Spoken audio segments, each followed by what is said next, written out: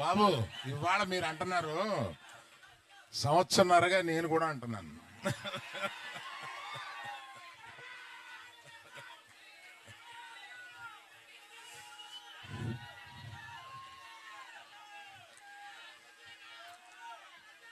అందరికీ నమస్కారం. ఇక్కడికి విచ్చేసిన మీడియా వారికి, ఇక్కడికి విచ్చేసిన ప్రేక్ష అభిమానులకి, పర్టికులర్గా అక్కినేని అభిమానులకి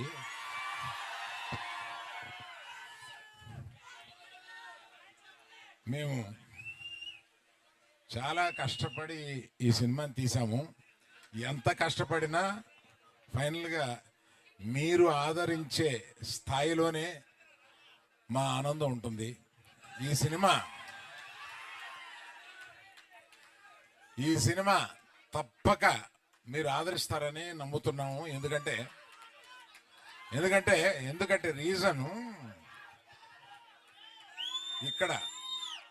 ఇక్కడ లేని వారి గురించి చెప్పి ఉన్నవారి గురించి చెప్తాను.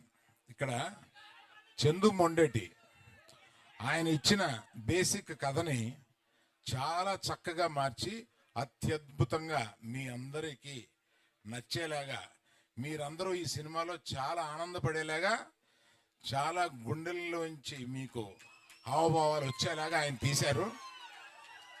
అంత బాగా తీశారు ఆ సినిమా. ఆయన గురించి చెప్పాలి. తర్వాత మన ఫేవరెట్ డార్లింగ్ సాయి పల్లవి గారు అద్భుతంగా నటించారు ఇందులో. మనం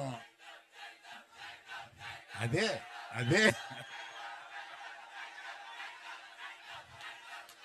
సరే, మరి ఆయన గురించి చెప్పాలంటే మీరు ఆగాలి కదా. ఆయన ఏ సినిమాలోనూ ఇంతవరకు నటించని స్థాయిలో నటించారు.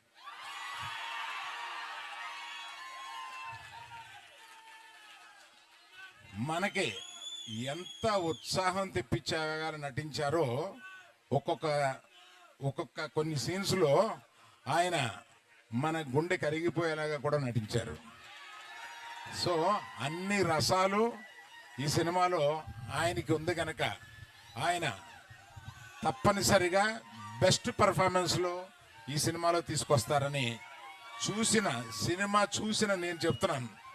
That is Chaitu, our Chaitu.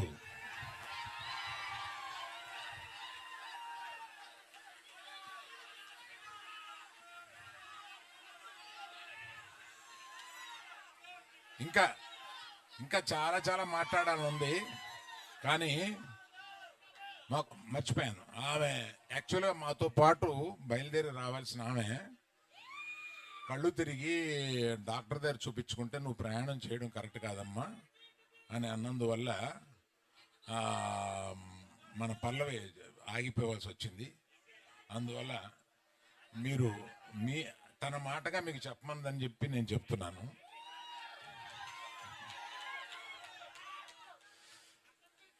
అందరిది చెప్పిన ఈ సినిమాకి ఇంత ఉత్సాహం రావడానికి కారణం మ్యూజిక్. దేవిశ్రీ ప్రసాద్ ఈ సినిమాలో మ్యూజిక్ని చించి చాటేశాడు. అసలు రీ రికార్డింగ్ స్కోర్ కానీ ఇది కానీ మ్యూజిక్స్ కానీ ఒక్కో పాట వస్తుంటే అన్ని పాటలు హిట్ చేశాడు.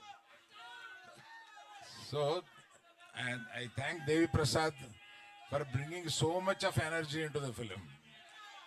So వైజాగ్ ప్రేక్షకులకి అందరికీ, ఉత్తరాంధ్ర ప్రేక్షకులందరికీ నేను చెప్పేది, ఇక్కడ ఈ ప్రాంతం కథ, ఇది జరిగిన కథ. శ్రీకాకుళంలో ఒక చిన్న ఊర్లో జరిగిన కథని, ఆ కథని నిజంగా జరిగిన కథని ఈయన కథారూపంలో పెడితే దాన్ని సినిమాగా మేము తీసాము. తప్పక 7వ తారీఖున సినిమా చూసి మీరందరూ చాలా ఆనందపడతారని నేను వెయిట్ చేస్తాను. Thank you.